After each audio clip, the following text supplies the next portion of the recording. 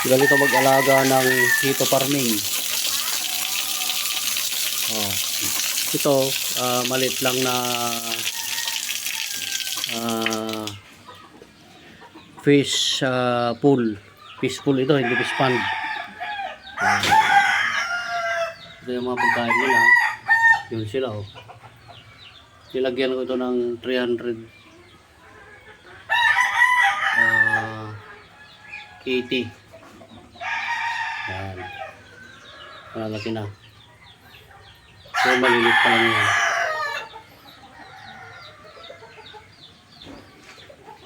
Yan. Ito sa atin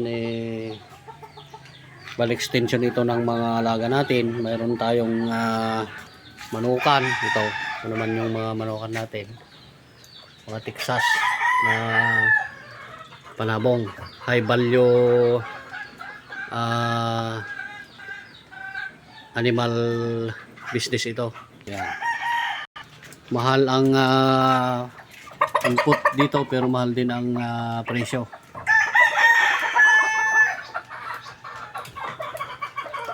Mabibinta mo ito ng 2,000 pataas.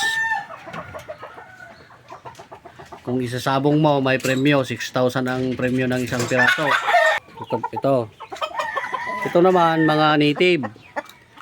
Hindi mo ito mabibinta ng mataas, mga 500 to 1,000 lang ang isang piraso, pero masarap pang ulam for consumption ng instead na bibili ka ng karne ng baboy, bili ka na lang ng native na manok.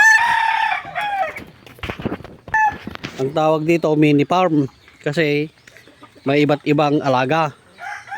May manok, may pato, may mga pato. Yan.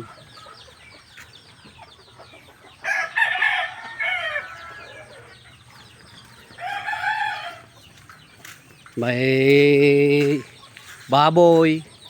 Ito pa yung mga alaga nating mga manok, panabong. Ito mga native, mga pato na maliliit. Diyan pinalalaki yung mga pato para pag malaki na, hindi na mamatay. Kasi yung mga maliliit na pato, sensitive yan. Ayaw nila sa malamig at marumi. Lalong-lalo na pag mabasa ang ground. Kaya nito, pag nababasa kasi sila, madalis silang nagkakasakit at namamatay. Ito yung mga... Ito, organic ang kinakain. Kumakain sila ng mga uod, mga prutas na nalalaglag, anay, langgam, ganon. Ito yung mga panabong natin. Ito, nakalak ito para hindi nakawin. Yan, nakalak lahat yan.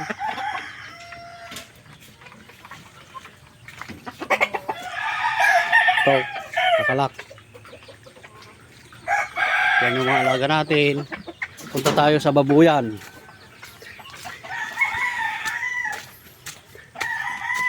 Yan pa yung mga manok natin.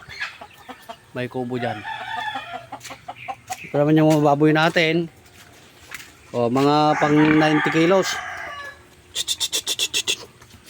Pang 90 kilos yan. 3 months yan nung October 15. Yan, malalaki na oh. 3 months pa lang yan. So hindi na makatayo sa busog. Busog na busog. Malalaki na ang balikat at balakang. Ito naman 2 months. Large white, pang inahin. So yan naman magto 2 months. Malaki na.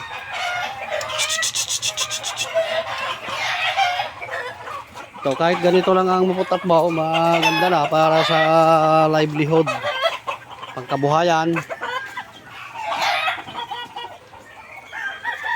dagdag kita. Yan, mga pangkabuhayan natin.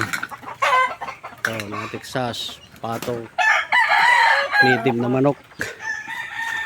So, ito yung mga medyo malalaki na nakagana. Yan.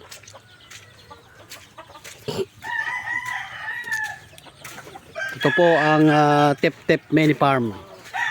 Maraming salamat.